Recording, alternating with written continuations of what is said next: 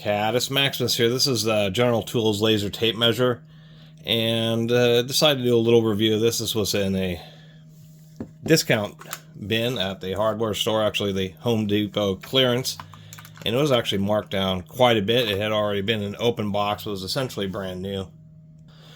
Figured for like $16 was worth a shot. I kind of like these things, except for this General one doesn't seem to be the most accurate. I've had really good luck with the Bosch and even the Harbor Freight ones, but this General one, not super happy about it.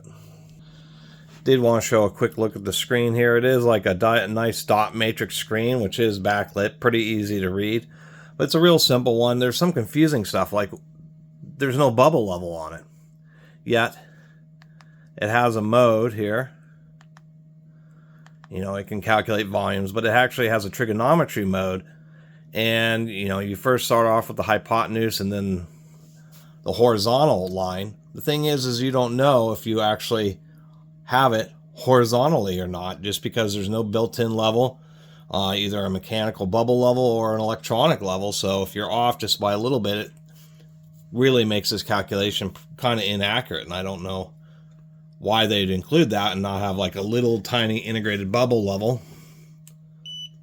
Kind of like, you know, this cheesy Chinese one at least has a little bubble level like that.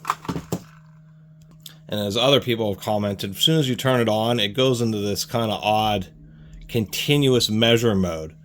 So it's always measuring and reading, but oddly enough, the laser kind of has this weird flickering thing. And when you stop measuring, the laser turns off. But when you switch modes, the laser immediately turns on and then doesn't do that flickering thing anymore. And when you hit clear, it turns it off. I just kind of don't understand the operation, how this thing is operating. And here's something else where, like, once again, the Bosch is pretty good, but I did the same measurement. Actually, both of these got about, or the same, measured at the same spot. 2 feet 5 inches 7/16 and 2.454, so they're both pretty close to each other. But when I use the measuring tape, I'm getting 2 feet 5 and a little more than a half. I'm getting 2 feet 5 and 9/16. So that being within an 1/8 inch is actually within specifications. Being a laser, I don't understand why they're not perfect. 1/8 inch error isn't that big of a deal, but if you use this repeatedly over, especially over measurements that have to stack on top of each other, then it's an 1/8 inch plus an 1/8 inch. There you're at a 1/4 inch, where a tape measure doesn't lie. And even though this is an older unit, 5 years old, you notice they say 10 times faster than tape, not more accurate than a tape measure.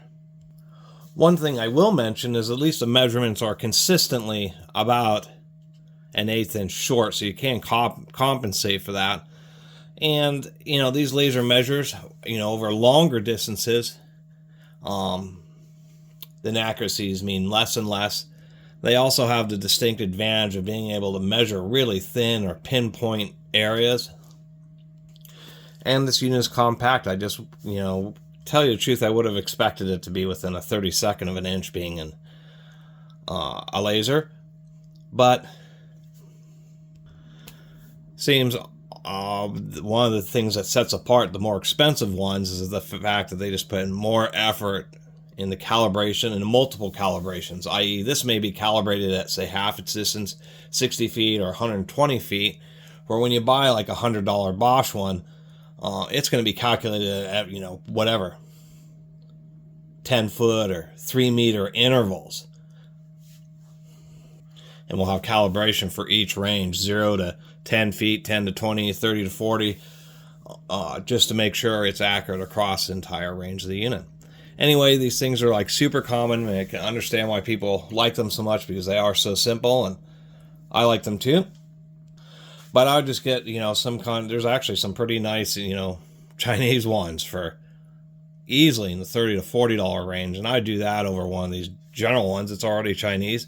I guess the worst part is not having a bubble level for its trigonometry function, and the oddball kind of pulsing laser action that isn't super consistent.